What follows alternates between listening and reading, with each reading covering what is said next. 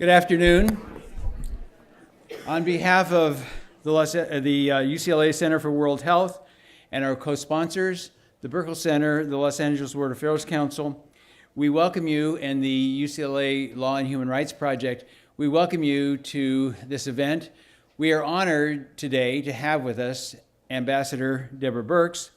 Ambassador Birx has had a long and distinguished career. She rose to the rank of colonel in the U.S. Army, and she was the director of the U.S. Military HIV Research Program at the Walter Reed Army Institute of Research from 1996 until 2005. And then she left the military and joined the U.S. Centers for Disease Control and Prevention and served successfully as the director of the Centers for Disease Control's Division of Global HIV and AIDS. She is board certified in internal medicine, allergy and immunology, and diagnosis and clinical laboratory immunology. And she now runs one of the largest disease-focused program ever mounted by the U.S. government. And the U.S. government's response to HIV/AIDS is the largest in the world. And so it's a program with great opportunity, but also with great responsibility. So the ambassador will present some data and some program directions for the first part of the time, and then I will be joined by Mr. Terry McCarthy for McCarthy?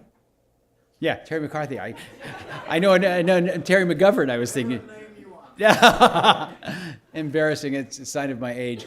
Mr. Terry McCarthy, the president of the Los Angeles World Affairs Council, for a Q&A, and then we will open to questions and answers after we ask her a few questions. So it's my pleasure to present to you Ambassador Birx.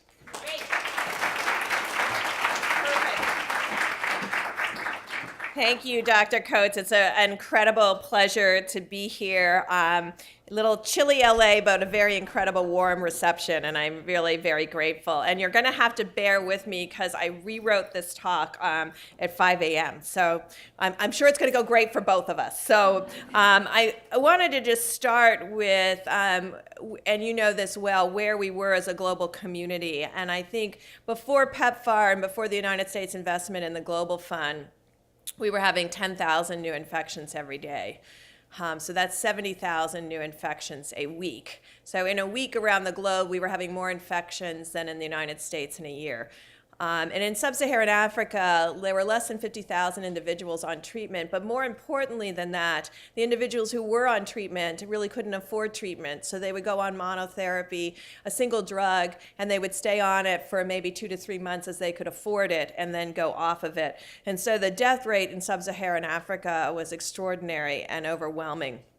And critically, life expectancy dramatically declined by over 20 years in most of sub-Saharan Africa in the eastern and southern areas, where the HIV deaths rates far exceeded 2 million deaths a year. And so this is just a graphic from the World Bank really showing the impact of the HIV/AIDS epidemic on life expectancy in a series of countries. And you can see with the advent of PEPFAR and Global Fund, life expectancy is almost back to the 1980s region of 60 years, and a little bit over 60 years. And this is largely brought about by the concentrated effort of the Global Fund and PEPFAR in host countries, and really decreasing the incident rates. So you can see this large orange line is the incident rate in sub-Saharan Africa. You can see the blue line, which is the Caribbean. And the orange line at the bottom, which you can't really see, is Eastern Europe and Asia. So when you look at this, you can really see the dramatic progress in HIV/AIDS, but what it really hides is individual progress by countries.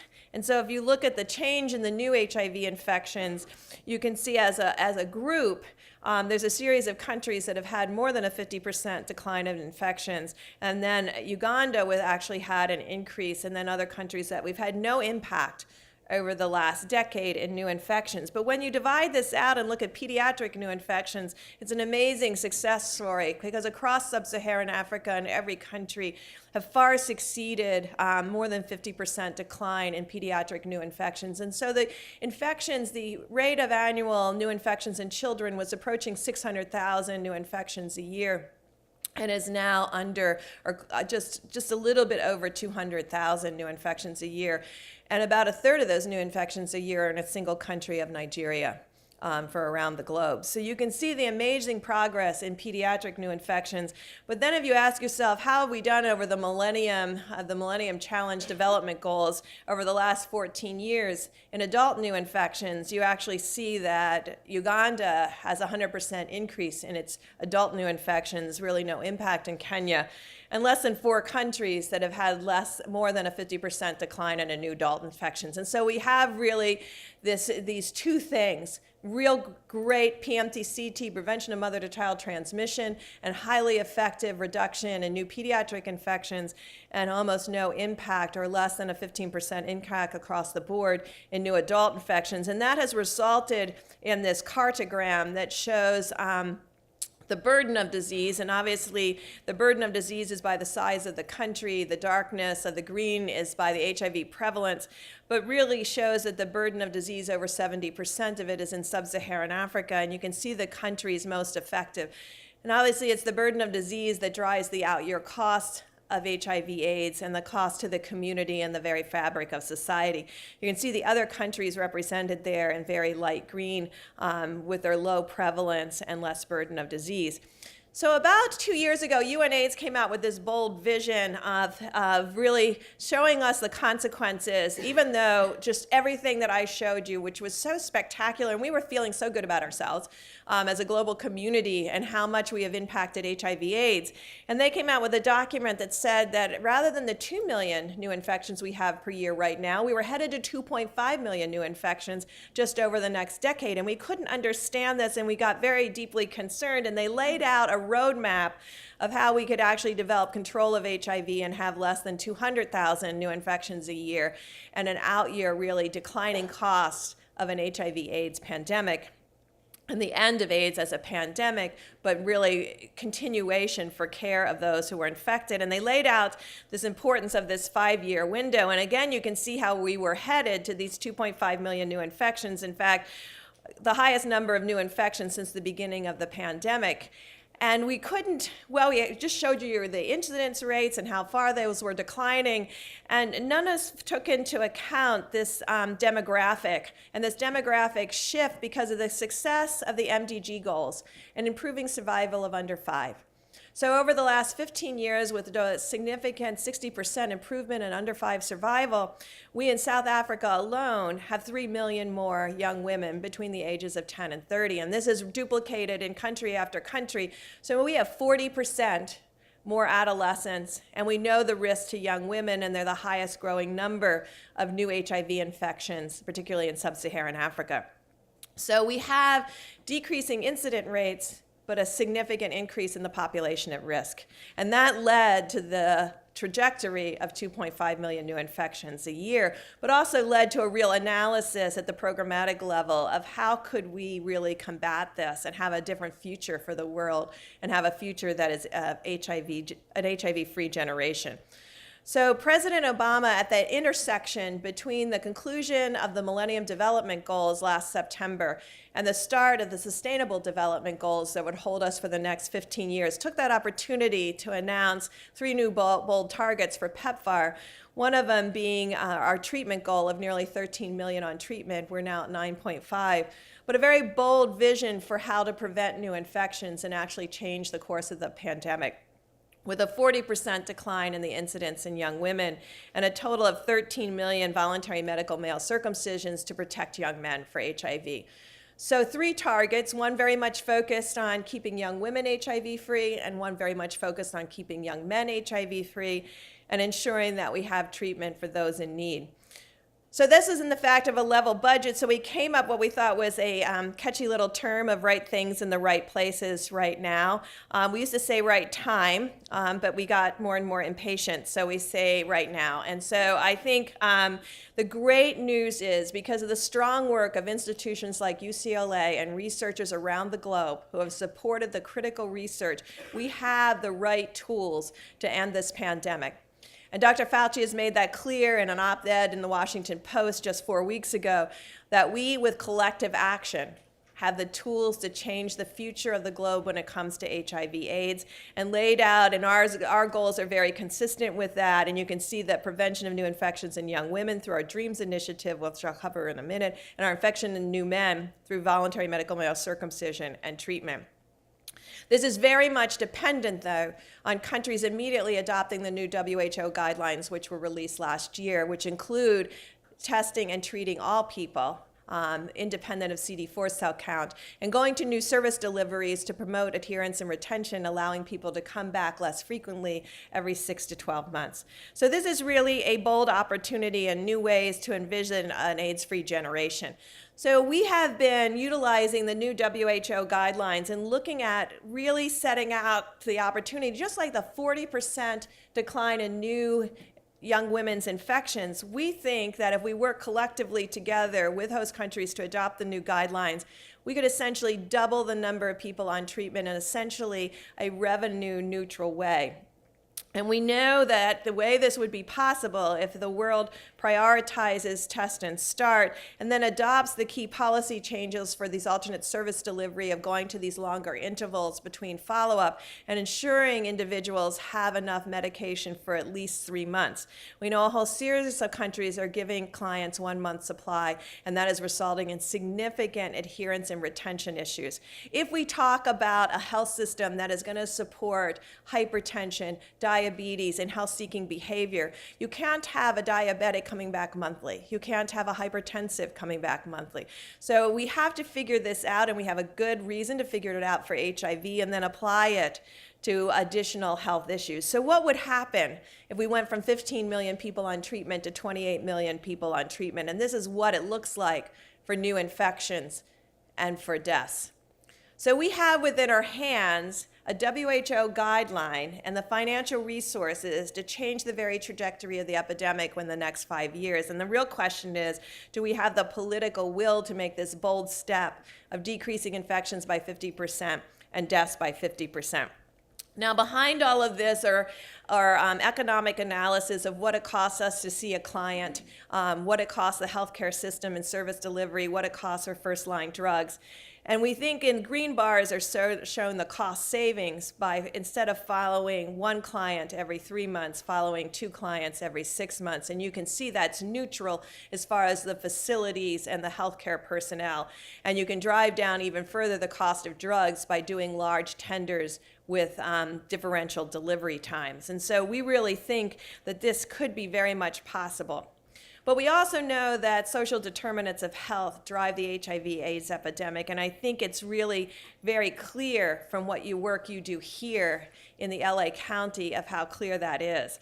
And so in the midst of having this need to control this epidemic, we're taking really real-time granular data and analyzing it on a quarterly basis down to the very site level where clients are seeking their services and looking at the quality of those services, the retention in those services, whether they're prevention services or treatment services, and looking for the outliers of high performance and the other outliers of low performance to improve the overall quality of the program.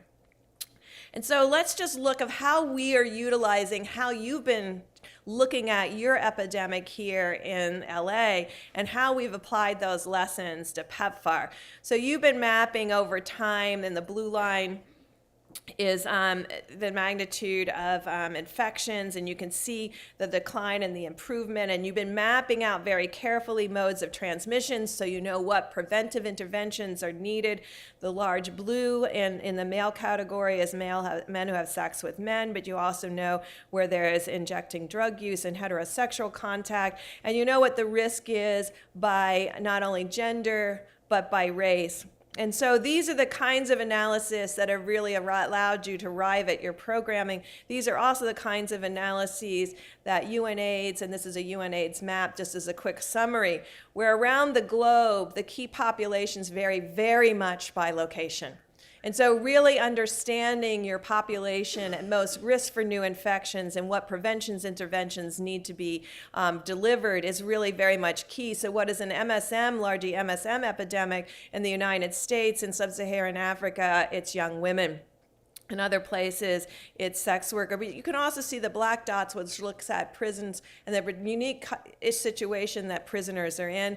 And this, when you match the population at risk and you have this data of HIV prevalence, I just want to remind, even though I said young women are extraordinary risk for HIV and driving the increased burden of disease, we are cognizant every day of the key populations in sub-Saharan Africa, the level of stigma and discrimination that's resulting in decreased health-seeking behavior, and extraordinarily high prevalence among men who have sex with men. And this is just across all the African countries, but you can see almost every country is over 20%. And several countries are over 50%. Where we don't have very good data, but we know that there's a significant issue, is among particularly transgender women. And that's why these confidence intervals are so large around the world, because the surveys around transgender women and the data analysis are not really adequate for us to really understand the magnitude of HIV prevalence, which in many cases also is in the 20 to 30% range. I want to talk a little bit about right places, because we talked about having the tools, but those tools have to be applied in a geographic space in order to reach clients. And so this analysis of strategically for putting resources where there is transmission of new infections and where the need for treatment is the greatest has been what we've been doing at PEPFAR for the last 12 months. But it's something you have been doing in LA for a very long time. So this looks at new infections and people living with HIV/AIDS by zip code. And if I could have only a tiniest criticism, I could say, we're trying to look at data quarterly. It would be really great if you could have data yearly in the same year that the data was analyzed. So I think there's still work to be done in having availability of data, but these are new infections by zip code, both new diagnosis and then the total burden of disease mapped. So this is what we've done in Uganda. And remember, I raised Uganda as an issue because I talked about that high rate of new infections. You can see that in the turquoise line. And when you looked at Uganda, we were actually very concerned because the rate of new infections were higher than at any time during the pandemic, despite Global Fund, PEPFAR, and host country engagement. And so in that 2011-2012 timeframe, when it reached its peak, we did a complete analysis in PEPFAR and really refocused the program on the core interventions that would have the greatest impact. And you can see how much it's driving down new infections. But that is matched with these kind of geospatial maps that I just showed you for LA County so that we understand where HIV prevalence is. I just highlighted one of the counties that is in the highest rate of prevalence. We just did it by quartiles, but you can see that there's whole counties with less than 400 people living with HIV/AIDS, and then other counties with 440,000 people living with HIV/AIDS. And then we went through every one of our services to assure that they were aligned. In other words, are we reaching the same highest quartile of individuals in the highest areas of needs? And if you looked at all of these together, you could see that we weren't in perfect alignment. And so we've been working on realigning programs and making it quite visual so that people can immediately see if our programs are aligned with the need. This just looks at pregnant women and children under 15, but this looks at our Orphans and Vulnerable Children program, and you can see we're not at all aligning our Orphans and Vulnerable Children program, a very core program for children affected or infected by HIV, very core to their development, core to their diagnosis of HIV, core to their survival. And so we've been really trying to utilize data in a different and visual way. And you can see that circumcision is aligned. So this process was done between 2011 and 2012. You saw the impact on new infections. But when you look at the goals of UNAIDS, of what they put out in the fast track document in order to end this epidemic, it's called 90-90-90. That's 90% of the adults knowing their status and 90% of those on treatment and 90% of those virally suppressed.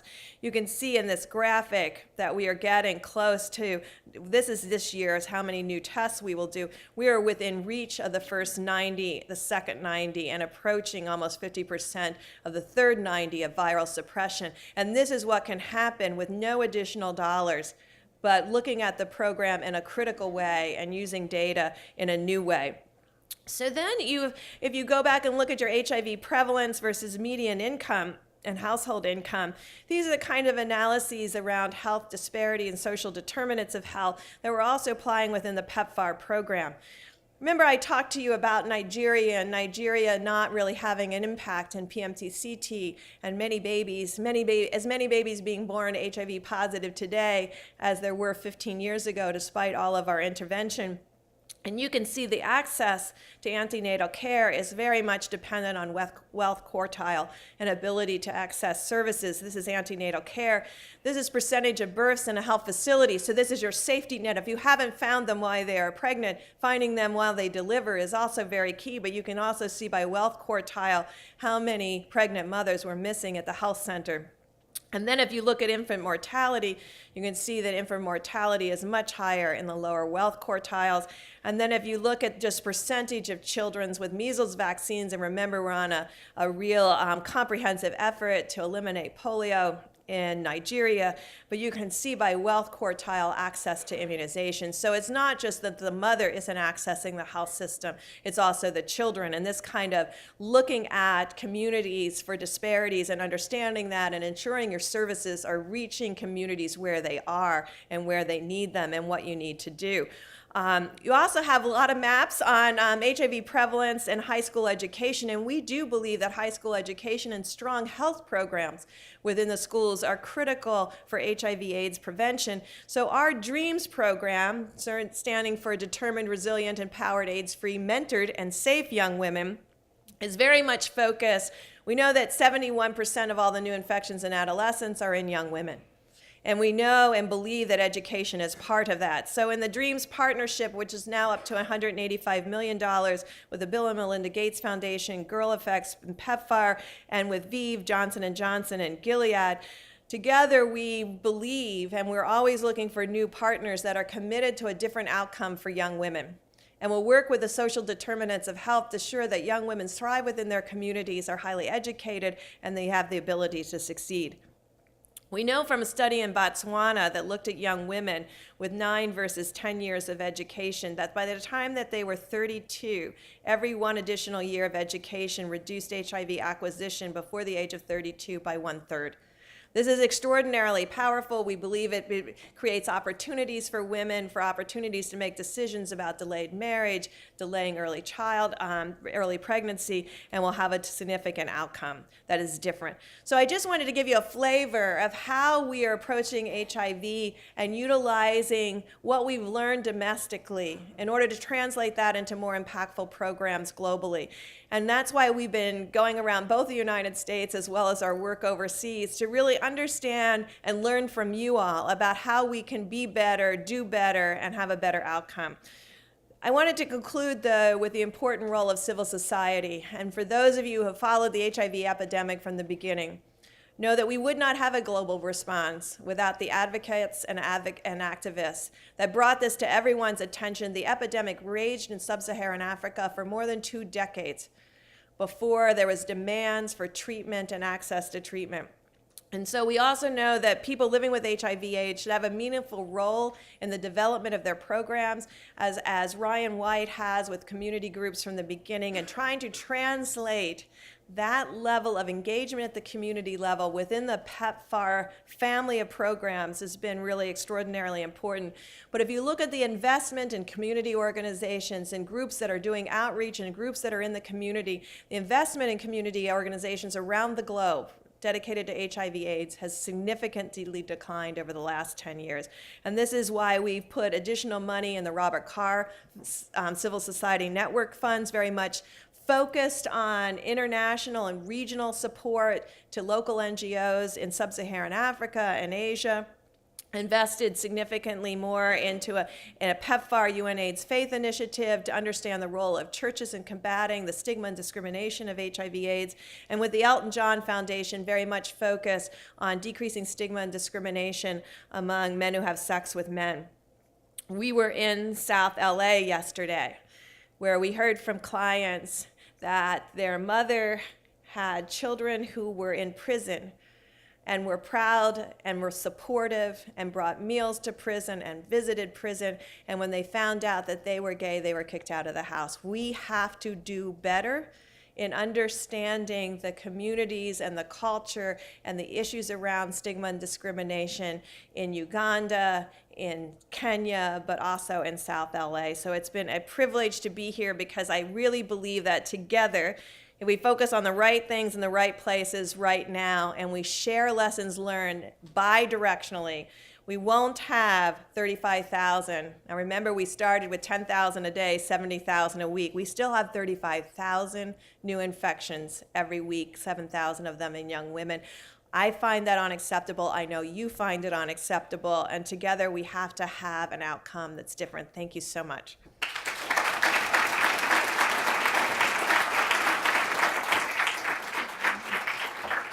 That was awesome. That was amazing. Thank you. We will now bring some chairs out on stage and get the mics available. I'll ask Mr. McCarthy to come up. And the mics are here. And we'll begin the Q&A first with Terry and myself, and then invite the audience to join. Don't you want to sit in the middle? We want to make sure everybody has your name right. Okay.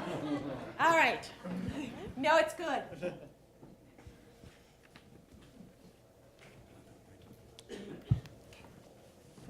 Thank you, Ambassador Birx. That was an awesome talk.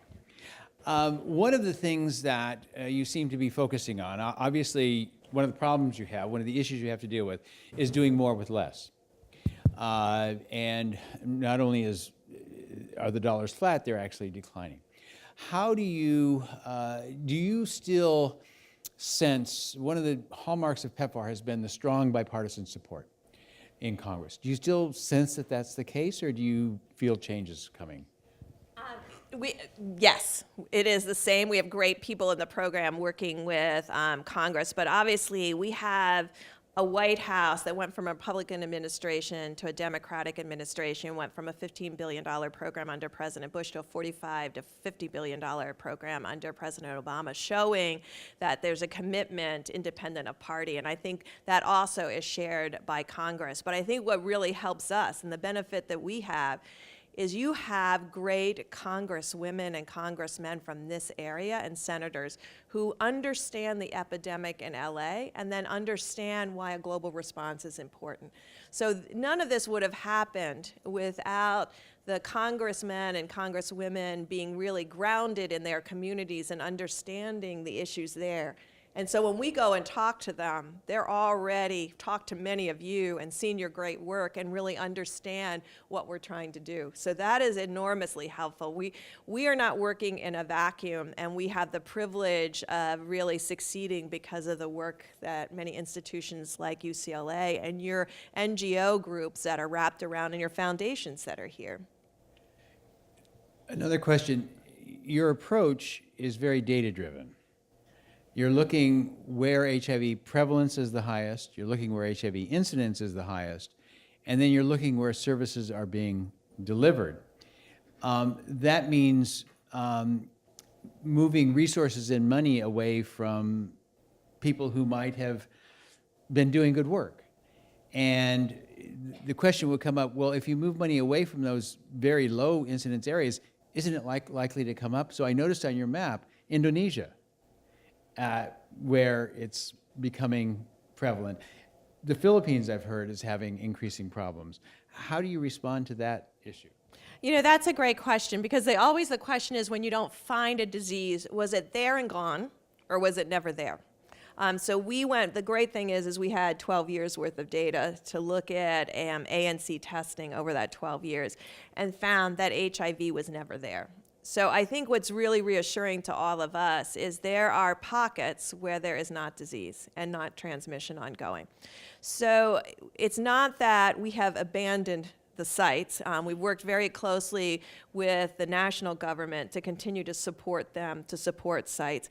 But importantly, to support national governments to also have active surveillance in those areas, and we're supporting governments to continue to test in those regions. Now, we also have to remember, though, our assays are not 100% specific and sensitive. So when you're testing where there's no HIV, obviously your chances of a false positive are much higher. And so if we had a perfect test, there would be no reason not to test everyone, but we have a less than perfect test. So I think we're really working closely with government, and you see WHO recommendations are very much clearer about testing and really understanding where there's disease. It's more complicated at the partner level, because there may have been partners that were only working where the burden of disease is extraordinarily low. And so they could actually lose money for money to go over here to this partner, and it may be a different partner. And that has been very difficult because we recognize that these global health programs and their engagement in PEPFAR is more than the work that they do on the ground. That this awareness in institutions, it's capacity building in a global health program. And so we don't have a complete solution for that, but we also have constant opportunities that are being announced, like the DREAMS and the ACT and this new Innovation Challenge Fund within the DREAMS program. We put $80 million aside to really bring in innovation from institutions, linked to institutions on the ground to have a greater impact. I'll ask one more question, and then I'll turn it over to Terry. The DREAMS program is exciting, and I think you make a compelling case, particularly for the demographic shift. All these children that you're saving from mother-to-child transmission now become vulnerable as they move into adolescence and young adulthood, especially for young women.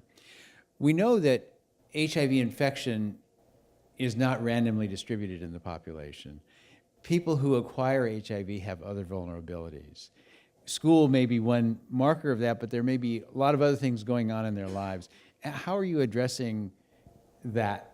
I mean, the school system is a great system because it's there, as you pointed out. How are you addressing that? So there's a six-prong approach in DREAMS, and that's, it's quite complicated. So when you try to do something big and you're trying to implement a very complicated program, it is a bit daunting. And if I hadn't had experience in the HIV vaccine development world, I would have been really daunted by this challenge. But I think what we have done is we have done age disaggregated analysis of understanding where every age group resides and what the incidence and prevalence of HIV is. And then targeted services, whether it's a community-based services to strengthen the community and empowering young girls to decrease gender-based violence, to ensure that the first sexual experience is not coerce or rape, which is about 1/3 of our cases in 100% of our countries, and to really address issues at the community level, to address issues at the family level so that they support girls thriving. I don't know how many of you have been to Africa, but there's a tradition of 4-year-olds going to get the water and the 4-year-old boy skipping along. To really look at these gendered norms and have those addressed in a comprehensive way.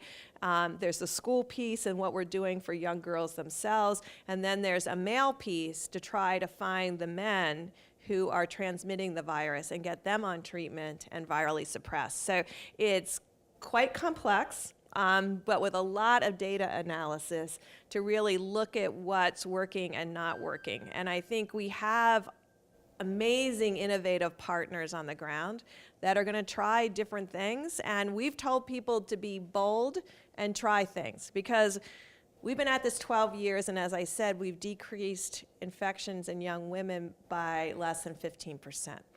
So it's not like we had a solution. So we're really asking them to try things that they've always wanted to do and didn't have the money to do, and that's why we fully funded every single country who put in a proposal. And that's why we increased the money up to $385 million, because we didn't want the excuse to be, you cut my money by 20%, and that's why I didn't accomplish the goal. So now they're really on the hook. There you go. Ambassador, thank you so much. Your presentation was really mind-blowing. For somebody like me, I'm not a health professional like Tom. I'm more coming at this from the foreign affairs perspective. But some of those figures from Africa are just extraordinary. And I want to talk a little bit about the political will, because it seems like that's the real missing link here. And I'd like to start overseas and then come back to the United States. I used to live in Thailand in the mid to late 80s. And Thailand recognized pretty early on they had a serious HIV problem. And they had a very effective health minister then, whom you may have met, Tom, Michai Viravaidya, whose dad used to be the doctor to the king. So he had some status in Thailand. And he started out with this condom campaign, and he would go around Thailand and he would blow up condoms and make balloons and tell jokes. He opened a restaurant in Bangkok called Michai's Cabbages and Condoms. You got a condom with your bill when you paid it. And it was very effective. It spread the use of condoms in a country that hadn't known it. But I'm wondering whether that was kind of a lucky one-off. When you look at these countries in Africa, how many Michais are there out there? Because it's all very well for the US and PEPFAR and Gates to come with money, but you kind of need those local partners. And I know in South Africa it was disastrous for a while where they were kind of in denial. So what's your experience in enlisting local partners in all these countries to sort of implement what you can actually offer them, you have the money for already? Yeah, and thank you for mentioning Thailand. I was there during that piece, and the other piece of it is the King announced the 100% condom campaign, and there's so much respect for the royal family, and it was really quite an extraordinary event. The data that drove that is the rate of new infections in a specific age group of 18 to 24-year-old men that were being tracked. And there's a tradition in Thailand of first sex to be initiated with a sex worker. And there wasn't condom use. And so the impact, because it was such a core driver of that initial piece, and then Thailand went through a very big struggle to deal with the epidemic that they then had, rather than the epidemic that they wanted. So then they had to really deal with key populations, individuals who inject drugs. They had to deal with individuals of men having sex with men. And they have really, through their NGO programs, created amazing transgender programs. So I think what Thailand shows me is the leadership have kept up with the evolution of the epidemic and made sure that they had prevention interventions and services for those unique groups as they came forward. What we showed is not all country has had the same progress. And if you look across the continent of sub-Saharan Africa, by and large, the leadership from the presidents to the prime ministers to the minister of health and the minister of finance early on, totally engaged because all of them knew someone who was dying. And everyone had lost someone. So when I go back now and say to ministries of finance, because we really believe that we were only talking to the health people, and the health people were not talking to the ministries of finance. And so I'm trying to make the business case on how severe their epidemic is. We went to the ministries of finance and we had a meeting at the last World Bank meeting. And Malawi, 14 to 15% prevalence, enormous epidemic. The minister of finance, who is brilliant, came from the World Bank. He said, I don't really understand what you're talking about, Debbie. Where did those numbers come from? Because we don't have an HIV problem. And I said, well, why do you think you don't have a problem? And he said, because no one's dying of HIV. So we don't have a problem. So in their mind, death equals an HIV problem. So I think that's on us. We as public health officials have not kept up with informing the broad government about where the epidemic was. And the fact that people not dying does not mean there's still transmission. I think that was our fault. And I think we would have even greater engagement today if we had greater across government recognition of what was happening at the country level and understanding that the epidemic is not under control just because you aren't seeing people dying. But that was, that was us as public health officials not really keeping everybody informed.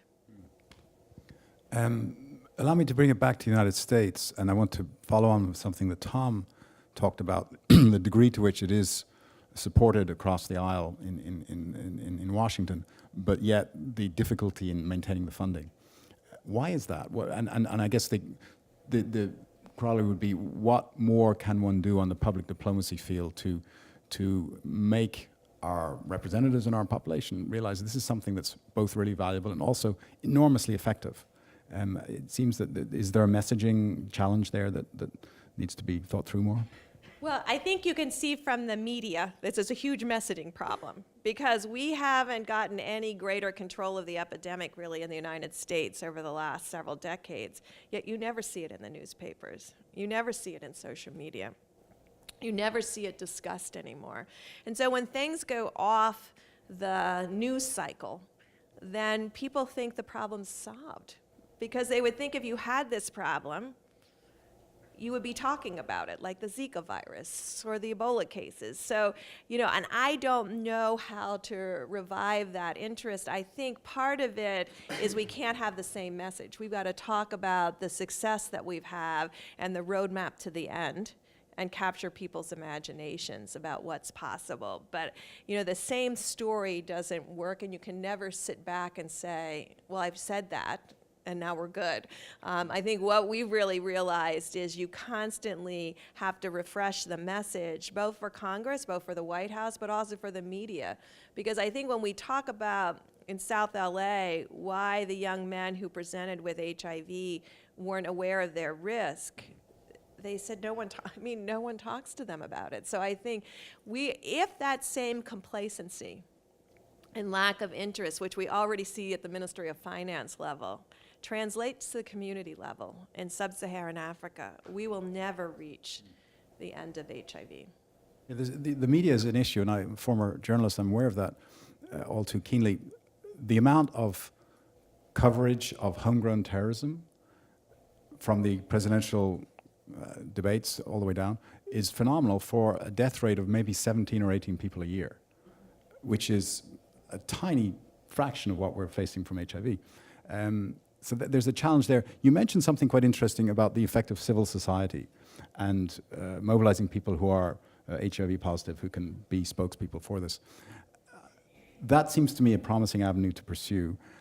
And I wonder, I know, and I want to slightly broaden the debate here, I know that you're also involved in malaria and tuberculosis and so on. We don't have people with malaria in the United States, or polio. And yet these are also key, crucial health challenges for the world. How do you deal with that? I mean, you don't have that HIV positive corollary or analog, if you like, for those diseases, and yet they're terribly important, and they're huge killers. Well, polio is almost done, but malaria is a huge killer. How do you approach that? Well, I think that's why it was so important in the State of the Union address that President Obama increased funding to malaria, because within the Sustainable Development Goals, and remember the United States is an equal partner for what we're happening domestically and also globally in the Sustainable Development Goals. And I think that awareness of the malaria and the ability to eradicate malaria or eliminate malaria is really quite, again, capturing people's imagination as a new goal. So we had a goal focused on pregnant women and young children and survival, and that's great. But I think what they're talking about now with the Sustainable Development Goals is basically malaria control everywhere. And I think that's what we're talking about with HIV and TB. And I think that's the new message that we have to get across. But, with some of the issues related to vector-borne diseases, just because we don't have it today doesn't mean we won't have it tomorrow. So I think, with vector-borne diseases, particularly day biters, as we've seen with dengue and the Zika virus, as well as the mosquitoes associated with malaria, is we always have to be aware of how diseases are moving around the globe, and I think that's very important. One other piece is we're trying to change the message, and very much within your sphere, is that the Bipartisan Center did an analysis of your investment of your tax dollars in PEPFAR and its translation into work overseas and how that was perceived. And they did an analysis of all the parameters that are politically very important to the United States. Rule of law, corruption, empowerment of people, civil society engagement. And in every PEPFAR country, there was a higher percentage in each one of those indicators, really showing the relationship between health programs, engagement, and that it's broader than a health issue when people see the engagement. And certainly critical to that are your U.S. ambassadors who are in these countries, because they constantly are the face of America and America's investment and co-investment with countries to create greater health outcomes. And that has a political impact, as well as impact when you analyze data down to this detail. The ability for corruption becomes much smaller. And so as we bring this kind of analytics, that will continue to address those issues. So I think we've been health space not linked to foreign policy space. And so if you look at the big foreign policy think tanks, they rarely take up health issues. They'll take up migration, they'll take up terrorism. And I think that's also on us as health officials, is to figure out how to increase the dialogue with the foreign policy agenda in a way that was Secretary Kerry understands, and that's why he's so supportive of PEPFAR. But not every country and every nation may understand those linkages between foreign policy and health policy. One more, Tom, if I may hand it back to you. I want to ask you about your foreign partners. So we have the Consul General of the United Arab Emirates here, Abdul Al-Sabusi, right here. We did an event with him not too long ago about the battle against polio and the polio vaccination campaign in Pakistan and Afghanistan, where unfortunately the Taliban have come out against it and said it's anti-Islamic, which is kind of ridiculous, but it's a problem. And in Pakistan, the Emiratis were very smart to say, you know, we'll take over from the Gates Foundation because we're a Muslim country. And that takes away that whole America the bad, trying to, basically they were arguing that it was trying to sterilize Muslims, which, whatever. And that had a lot of effect because then it was being delivered through an Islamic country, and I think the vaccine was made in Indonesia, which is also an Islamic country, had an enormous effect. But I'm wondering, as you go around the world in HIV and also malaria and so on, what other countries are your partners? Who do you find are working with you to help deliver this aid or find innovative ways to get to populations that are not being touched?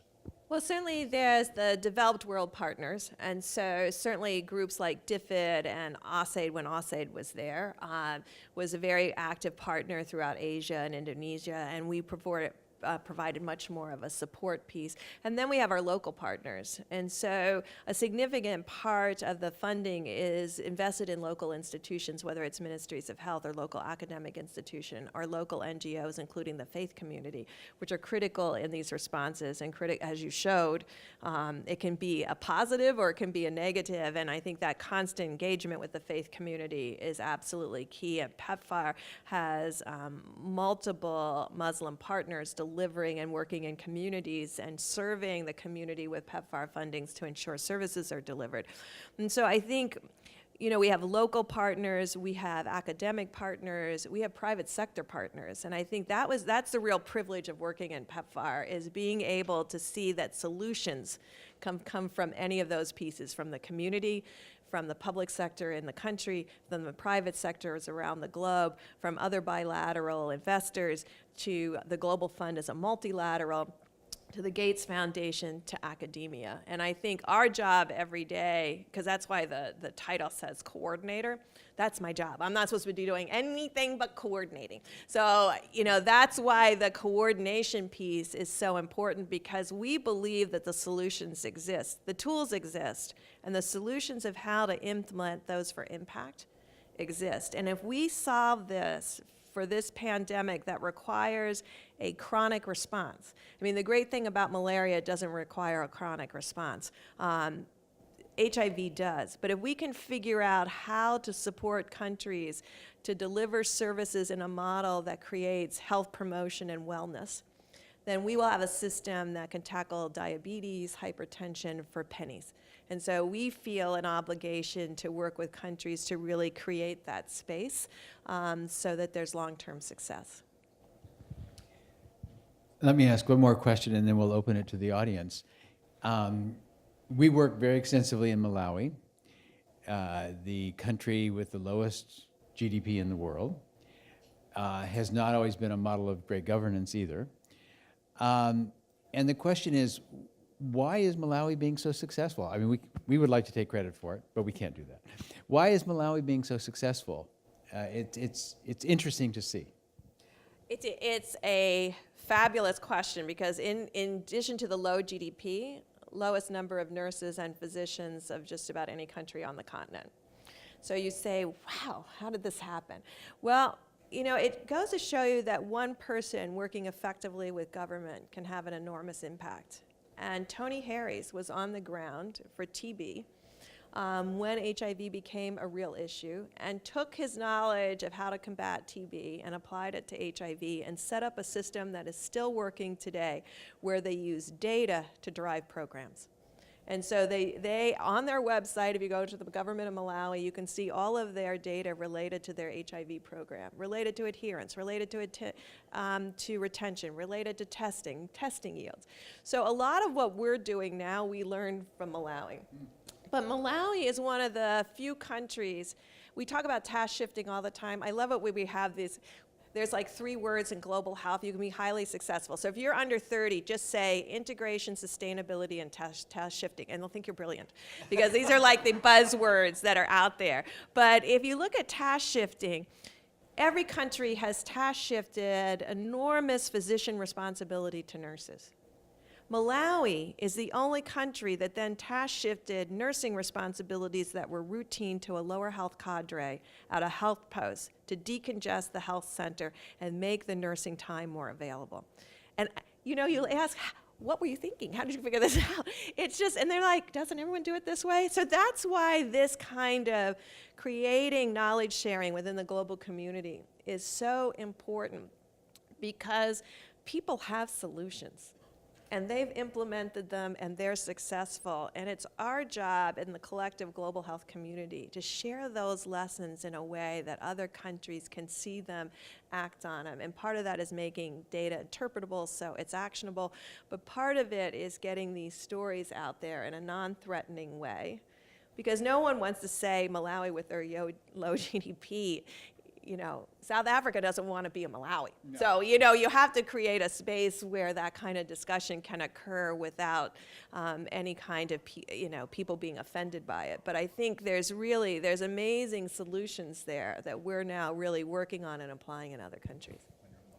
So let's hear some questions from the audience. We have microphones, and if you would raise your hand, and sir. Oh, excuse me, you're next. Thanks for being here this morning. Could you say your name and where you're from? That would be helpful. Sure. My name's Sean. I'm a student at the law school in the School of Public Health here.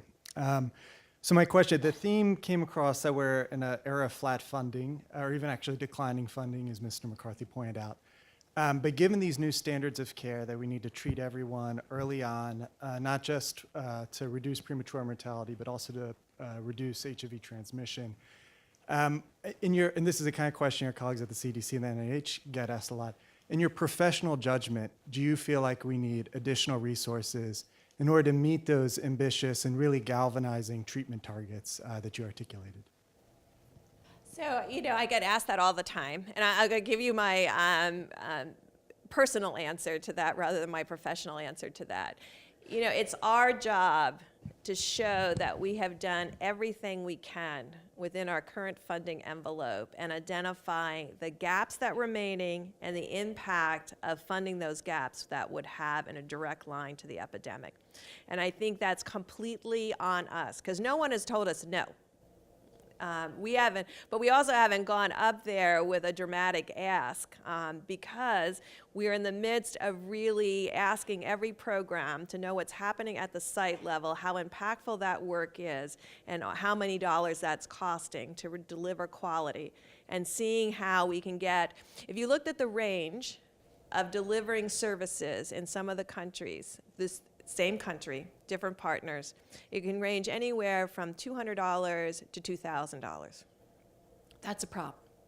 So we need to know why it's costing $2,000, and we also need to know, in some cases, why it's costing $20, because that may not be good either. So it's this kind of analysis. So as we, with this country operate, we work on a yearly cycle. We're in the midst of the planning for 16. So as the information comes in, we've asked every country, based on the new WHO guidelines, to cost the program that they should have.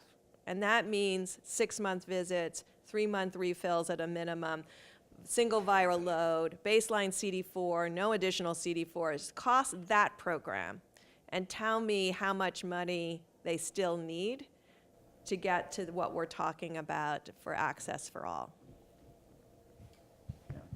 Hello, my name is Mam Bai. I'm from Senegal. I'm the Honorary Consul of Senegal. I just wanted to, it's more like a comment, because earlier you were mentioning that the gentleman didn't have a clue what's going on. But we just have to understand that most of the time, especially in some parts of Africa, culturally, people are ashamed to talk about AIDS. And they're like, it's like a hush hush. If you have it, you don't want to talk about it. And then if you don't have it, you don't want to take a test because you don't even want to know. That's some the ideas that people have in their mind sometimes. And before I was a consul, honorary consul, I was a subject matter expert with one of the companies who was doing softwares going to Africa, like in the medical field, the doctors going to Senegal. And I was interviewed about what the do's and the don'ts and what can we do to make it more effective, our research.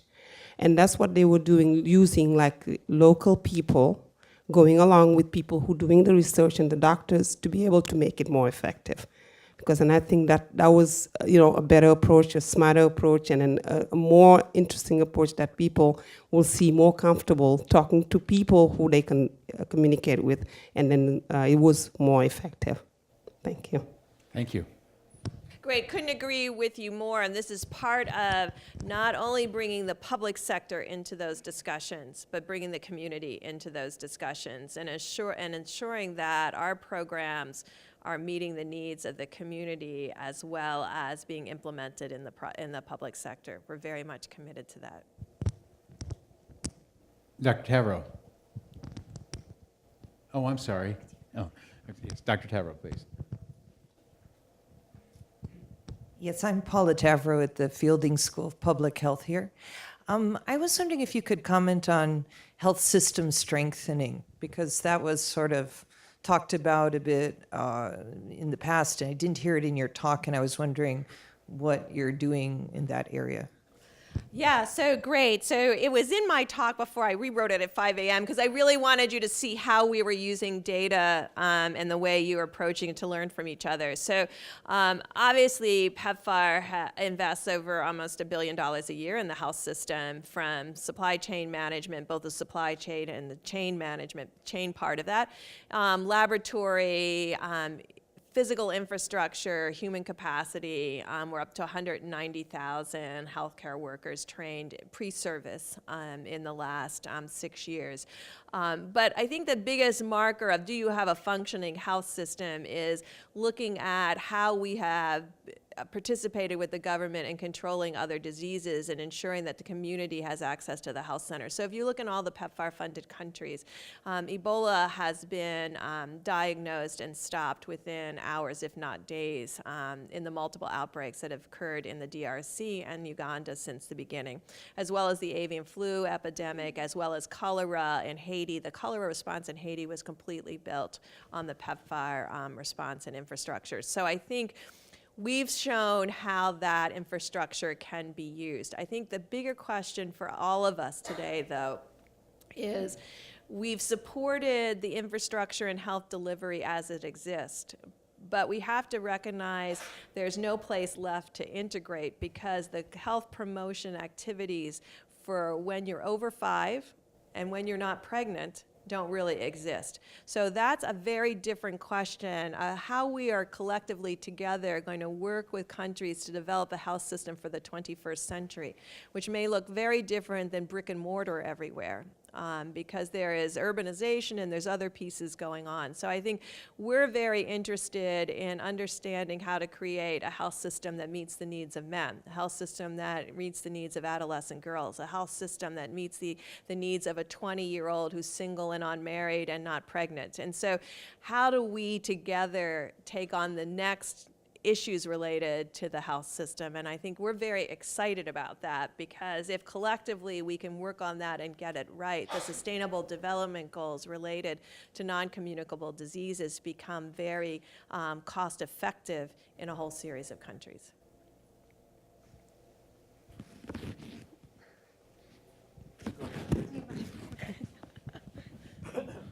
Hi, my name is Jordan Garcia. I'm the Honorary Consul of the Republic of Guinea in West Africa.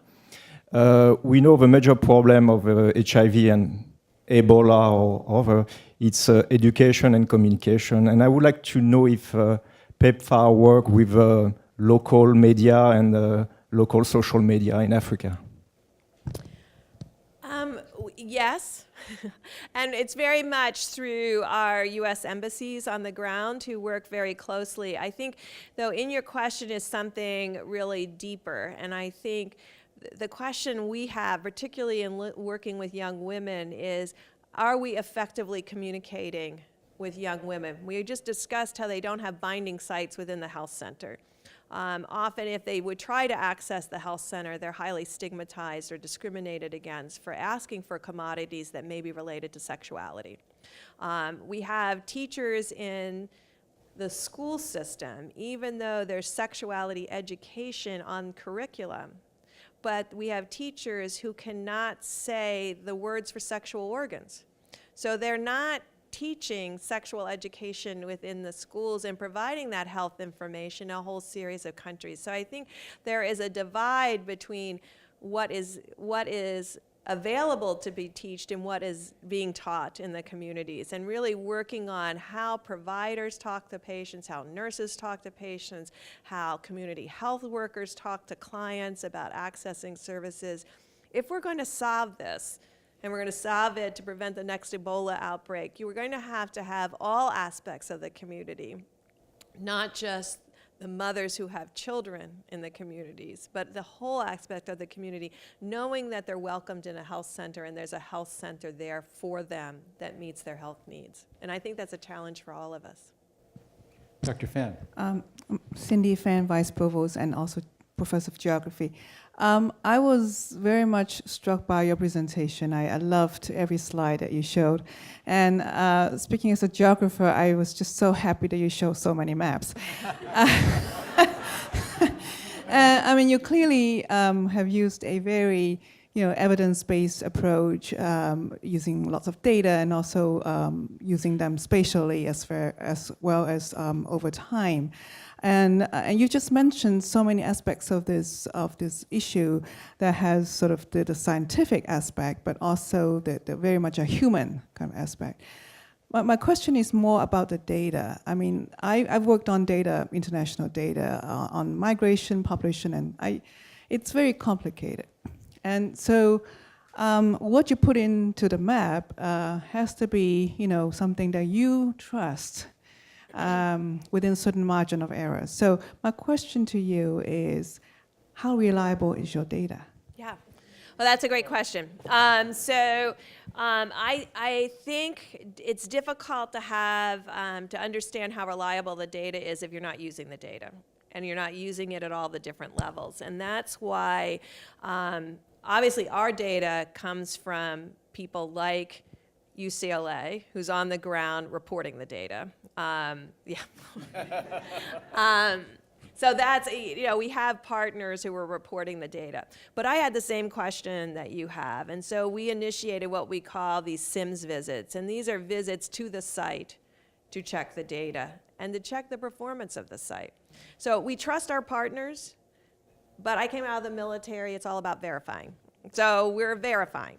And then to ensure that all of that's happening perfectly, we are training teams in the State Department to go out and spot check these sites for that final verification. Not to say that anybody would cover for each other or cover for their partners, but there is some competition between the agencies. So we don't want there to be any reason to modify the data. And I think data over time and the analysis of data over time improves quality. But most importantly, if I could say anything to the audience, it's, we have to make data understandable to all components, from the civil society to the health manager at the health post. And they have to see that that data is valuable to them, because then you do improve and continue to improve the quality. So we're trying to make data visual and available, and I think that makes it actionable. And I think that's a real process. And the problem is a lot of our data people, and I'm one of those data nerds myself, come out of the epidemiology field and love Excel spreadsheets. And very complicated graphics that, are not visual in the sense that anybody looking at it could get it right away. And I think really the challenge now is epidemiologists working with program to really improve how data is visualized. And I think data visualization will be as important in the future as the analytic component. And we have to get that right if we're going to expect people to understand and use data, whether it's, you know, the economics of it or the health parts of it. It's incredibly important. So all of you who are professors and working with students, all of our data is up on our website. Go to pepfar.gov and don't try to use it there. Download it because it's very kludgy. But really working across and utilizing data and making data more visible. Tell us how to do it better, because we really want that. I think that will have the biggest impact, because ministers of finance want healthy populations. But it's our job to be able to put it out there in one simple diagram that really shows progress over time or lack of progress over time down to the site level. Because again, progress is not equal. And we make it equal when we create averages. We'll take one final question from the audience, and then I will have the last question. Thank you very Rausch. much. Hi, my name is Rosvita Rausch. I'm a former member of the Center for World Health. My question falls very much into the one of our colleagues here from the various countries. And it regards the opportunities and the challenges for young women, or for women in general, in that this epidemic is very much impacting girls and women. What, if you could speak to really the opportunities and challenges that women have in addressing this epidemic, particularly in those countries in Africa? Yeah, I think it's moving what space there's been created at the national level through legal frameworks, through educational frameworks, and ensuring that they're occurring at the community level, and that there's that normative cultural change that values young women. Now, that's asking for a lot, but in a meeting we had earlier today, we have people who know how to do that, because they get us to buy things, they get us to do things, they get messages out there that we respond to. So there's a way to change how communities view individuals and things and what they do. And I think we haven't really begun to scratch the surface on messaging to change how individuals are viewed and how they're viewed in the community and how girls can be valued. We can put all the educational programs in place, but if the girls are being raped on the way to school, we've done nothing. If they get to school and are raped by their teacher, we've done nothing. If the girls are being molested by the community and their relatives, we've done nothing. So there's a whole aspect of this that we have to work on together to really have that change, but it is not just in sub-Saharan Africa. It's in South LA. So we have a mission together of how we're going to do this, and I think many of the answers can be brought to us from the private sector, because I'm convinced, I mean, they convinced me to buy something, and I still don't understand how they're getting people to buy Air Jordans when he hasn't played for 30 years. No, I mean, how is that? Because he's my contemporary. I mean, you know, he's not as old as that, but I mean, I watched him all the time. So how did that happen? And how is that still happening? There's some kind of message out there that people want to wear those shoes to be something. And we have to figure out what we need to say so that girls not only want to be something, but the communities want those girls to be something. And that's great. Ambassador Birx, you've had an incredibly distinguished career. Long and old, yes. No, in government service, 30 years. Yes. 1985. 36. 36 years. Came in 79. Wow. Some people would think that was a deficit. Well, actually, I just you had say. military training, you rose to the rank of colonel, you became a director, and now you're an ambassador. I think that's pretty good. The question is, through all of that, and now, you're working incredibly hard. You keep a very demanding schedule. I think in the State Department, only Secretary Kerry has a more demanding schedule because he's got to keep peace in the world. Yes. Your job is to damp out disease in the world. What keeps you going? What gives you passion? The belief that we can make things different. And it was I was privileged to grow up in the 50s and 60s when I have to say, President Kennedy said we were going to the moon, and all I had was a slide rule. You know, how does a president believe that we're going to go to the moon when there's no computers, no cell phones, no calculators, and we have slide rules? But I believed him. I think the world believed him. And we created the science and technology and the ability, and we went to the moon. So, you know, I believe that there is ability to do magnificent things. We just have to remain impatient and passionate. Thank you for making that happen. We really appreciate it.